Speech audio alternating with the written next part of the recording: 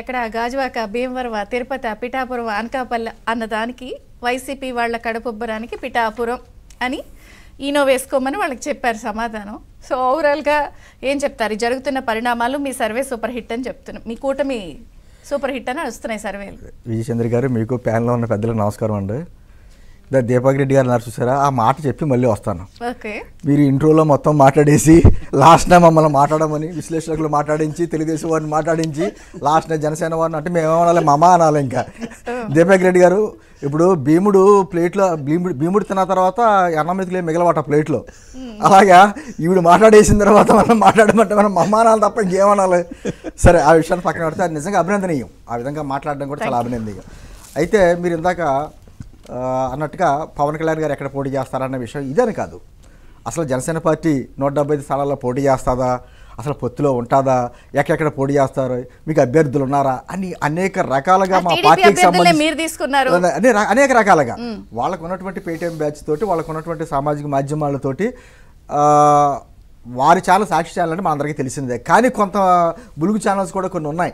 అవి neutral channels పేర్లో పెట్టుకుని ఏ విధంగా విషయం చెబుతున్నారో మనం చూసాం. దానికి అన్నిటికీ సమాధానం నిన్న పవన్ కళ్యాణ్ గారు చెప్పారు. అదే సందర్భంలో మీరు అన్నారు పోటుగాళ్ళు అని. నేను అంటుంది, ఇప్పుడు జరుగుతున్న ఎన్నికలు కూటమి పోటుగాళ్ళు వర్సెస్ వైసీపీ కేటుగాళ్ళు. ఎందుకంటే నేను ఆ మాట ఎందుకు అన్నానో కూడా నేను చెప్తున్నా. అదే సందర్భంలో మీరు చాలా ఒక అంకెలు కూడా చెప్పుకొచ్చి, ఇదిగో విద్యార్హతలు లేకపోతే ఇవన్నీ చెప్పుకొచ్చారు. వాళ్ళు రిలీజ్ చేస్తారు. వాళ్ళకున్న కేసులు ఎన్ని ఉన్నాయో, ఎన్ని కేసులు ఉంటే అన్ని బస్తాలుగా ఎఫిడవిట్లు ఉంటేనే సీట్లు. అక్కడ కోట్లాది రూపాయలు ఖర్చు పెట్టేవాడికే సీట్లు. అదే జరుగుద్ది. ఎందుకంటున్నానంటే ఇవన్నీ ఈ రోజుకి వివేకానంద రెడ్డి గారి హత్య జరిగి 5 సంవత్సరాలు అయింది. అదే పెద్ద ఉదాహరణ ఈ ప్రభుత్వానికి. వీళ్ళ ప్రభుత్వంలో లేనప్పుడు తెలుగుదేశం ప్రభుత్వం గవర్నమెంట్లో జరిగింది కాబట్టి మీరు సిబిఐ ఎంక్వైరీ ఎందుకు వేయకూడదని అని అడిగినటువంటి వ్యక్తులు అధికారంలోకి వచ్చిన తర్వాత ఈ రోజుకి ఆ కుటుంబానికి న్యాయం జరగకుండా చేసిన విధానం. నిన్న కూడా వారి భార్య మాట్లాడుతూ అసలు మా అబ్బాయికి ఓటేయద్దని అంది. ఆల్రెడీ వాళ్ళ చెల్లెళ్ళు ఇద్దరు కూడా అసలు ఎప్పుడో చెప్పేశారు మా అన్నకి ఓటేయద్దని. కుటుంబమే అలా ఉంది. నేను అంటుంది, ఇవన్నీ వాతావరణాన్ని చూసిన తర్వాత ప్రజలు కోరుకుంటున్న పొత్తు ఈ రోజున ఈ కూటమి. ఆల్రెడీ మీరు సర్వే రిపోర్ట్లు తీసుకొచ్చారు. రేపొద్దున్న ఎలక్షన్ కోడ్ వచ్చిన తర్వాత ఇప్పటి వరకు మాట్లాడిన వర్గాలు ఏమైనా కొన్ని ఉంటాయి. అవి ఉద్యోగ సంఘాలు కావచ్చు, వేరే సంఘాలు కావచ్చు. వాళ్ళ మాట్లాడిన వర్గాలు కూడా బయటకు వచ్చి అప్పుడు 3 ఆఫ్ ది ఏపీ రిపోర్ట్ కానీ తీసుకుని ఉంటే వార్ వన్ సైడ్. ఇంకా దాంట్లో ఏం లేదు. ఈ విషయం మనందరికంటే కూడా జగన్మోహన్ రెడ్డి గారికి బాగా తెలుసు. అందుకనే పిల్లలు మార్చినట్టు ఎక్కడి నుంచి ఇక్కడికే మార్చుకుంటా. నిజంగా విచిత్రం ఏంటంటే 151 మంది ఎమ్మెల్యేలతో 22 మంది ఎంపీలతో గెలిచిన అధికారంలో ఉన్న పార్టీకి అభ్యర్థులు లేరు. అక్కడ అభ్యర్థులు దొరకట్లా. ఆఖరికి విజయసాయి రెడ్డి లాంటి వారిని తీసుకొచ్చి మళ్ళీ ఎంపీగా కంటెస్ట్ చేయించవలసిన పరిస్థితి. దాదాపు 8 మంది ఎంపీలు బయటకు వచ్చేసినటువంటి పరిస్థితి. నిన్న కర్నూలు ఎంపీ కూడా బయటకు వచ్చారు. అదే సందర్భంలో ఎమ్మెల్యేలు, ఎమ్మెల్సీలు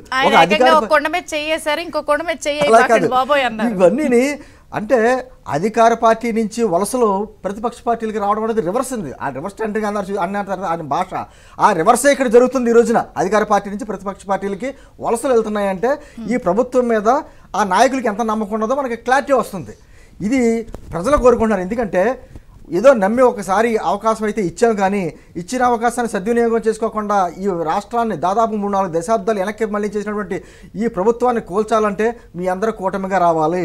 మీలో ఉన్నటువంటి ఎజెండాలు పక్కన పెట్టి బయటికి రావాలి, కలిసి ప్రయాణం చేయాలి అన్న మాట కూడా మాట్లాడడం జరుగుతుంది. అదే విధంగా పవన్ కళ్యాణ్ గారు మనం చెప్పారు, మనకి ఏదో 21 సీట్లని లేదా వారికి ఎన్ని సీట్లని ఎన్ని అంటారు, కానీ 175 సీట్లోనే జనసేన పోటీ చేస్తుంది.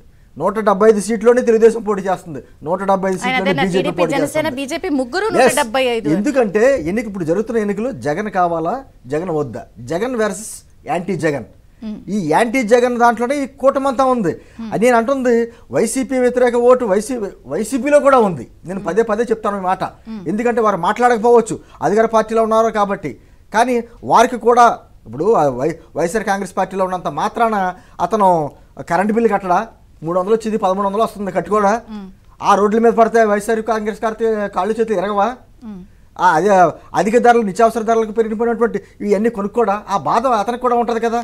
కానీ ఓటేసినందుకు మా కులమనో మా మతమనో లేదా మా ప్రాంతమనో ఏదో రకంగా ఓటేసినందుకు లోపల తలుపులేసి గడుస్తున్నాడు. ఏదో సినిమాలో బ్రహ్మాండం చూసారో, నా ఏడుని తలుపులేసి గడుస్తాడు, అలాగే తలుపులేసి గడుస్తున్నారు. అలా ఆ విధానం అంతా, ఆ కక్ష అంతా, ఆ బాధ అంతా రేపు పొద్దున్న ఎన్నికల్లో చూపిస్తారండి ఇందులో.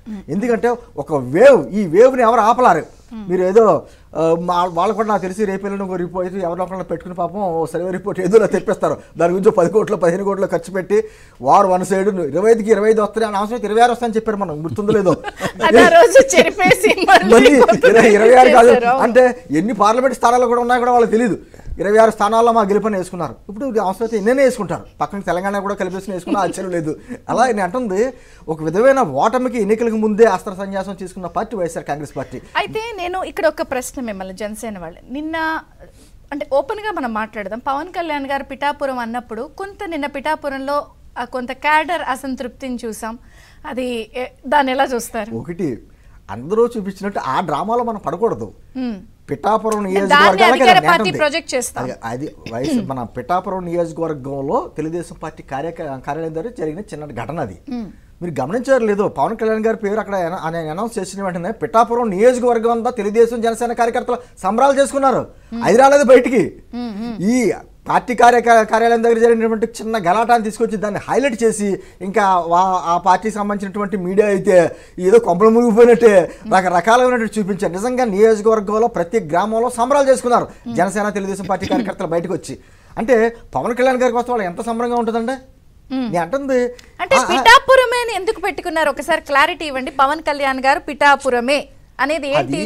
పిఠాపురమే అని క్లారిటీ అని కదండి. ఒక రాష్ట్ర స్థాయి నాయకుడు రాష్ట్రంలో ఎక్కడి నుంచైనా పోటీ చేయొచ్చు. అంటే ఎందుకు పిఠాపురాన్ని అంత ప్రత్యేకంగా ఎంచుకున్నారు? అంటే చాలా పేర్లు పడి గాజువాక, భీమవరం, తిరుపతి ఇట్లా ఏదైనా ప్రత్యేక ఉందా? అలా కాదు. మీరు వైసీపీ వారిని అడిగితే పాపం వాళ్ళు తిరుపతి, గాజువాక, భీమవరమా, పిఠాపురమా, లేకపోతే అనంతపురమా అని చెప్పేసి అని అన్ని చోట్లగానే అంటే అంటారు.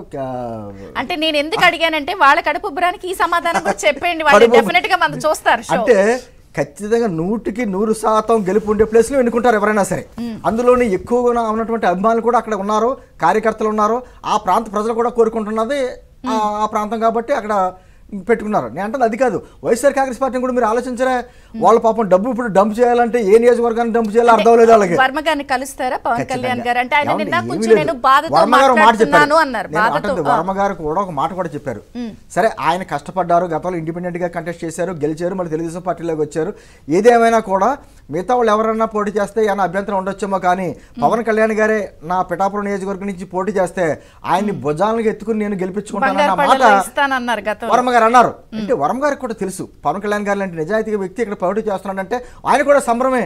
ఖచ్చితంగా వీళ్ళందరూ కలుస్తారండి. ఇవన్నీ మీరు అన్నారు టీ కప్లో తుఫాన్ అన్నారు చూసారా, ఇవన్నీ జరుగుతాయి. ఈరోజు చంద్రబాబు గారితో వర్మ గారితో మీటింగ్ ఉంది, ఓ క్లారిటీ క్లియర్గా వస్తుంది. రేపు పొద్దున పవన్ కళ్యాణ్ గారు వీళ్ళందరూ కలుస్తారు. వీళ్ళందరూ అప్పుడు కడుపుబ్బరం అన్నారు, ఈనో ప్యాకెట్లు సరిపోవు ఇప్పుడు వైఎస్ఆర్ కాంగ్రెస్ పార్టీకి, అన్ని తాగాల వాళ్ళు. నేను అంటుంది ఇవన్నీ కూడా ఎన్ని చిన్న చిన్న సమస్యలు ప్రతిదీ ఉంటాయి.